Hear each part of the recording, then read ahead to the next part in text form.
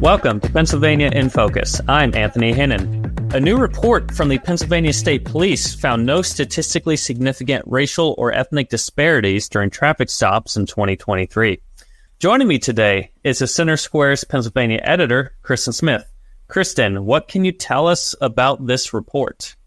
So this report was compiled by researchers at the University of Cincinnati, and they've been working with the Pennsylvania State Police for a while now, analyzing significant data collection from traffic stops. And I mean, they are very thorough with what they look at. In fact, Dr. Engel was saying that there's few agencies, not many that she can think of off the top of her head at all, that have as much data collection and as much data points for researchers to look at to really drill down into the reasons why people get pulled over and what happens as a result of those pullovers. But off the top, and Dr. Engel did this herself, but off the top, we need to address the fact that just because there is no statistically significant racial disparities noted, the problem with the report that it cannot tell is they don't know, it's unmeasured, the reasons for any disparities that might exist.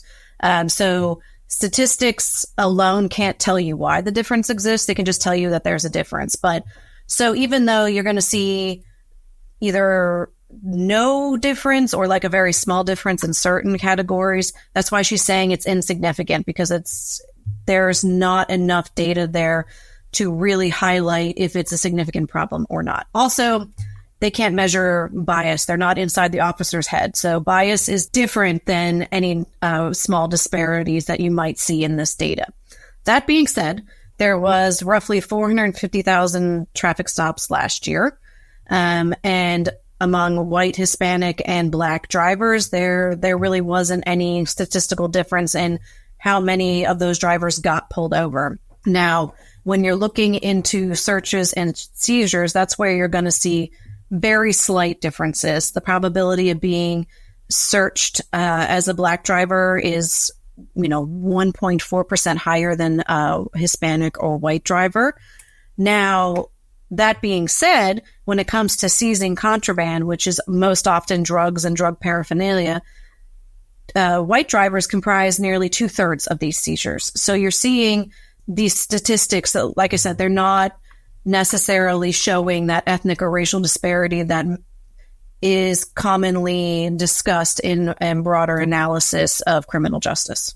So, Kristen, how was the reception of this report from the Pennsylvania State Police? I mean, they sent out a press release announcing this. I mean, does it seem like they see this as, proof that they're doing a good job? Did they see this as bringing up some potential, places to improve? What was that reaction? They're very appreciative of the relationship that they have at the University of Cincinnati and the fact that these reports over time have shown improvement in the way that officers are responding to traffic stops.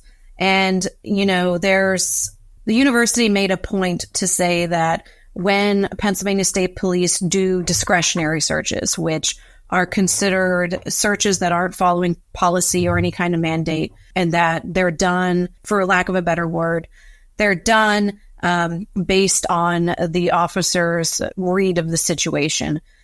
More than half the time, those end with contraband seizure. So what that means, according to Dr. Engel, is that police are using their discretion for searches judiciously, which is more than she can say for a lot of other police agencies that they look at.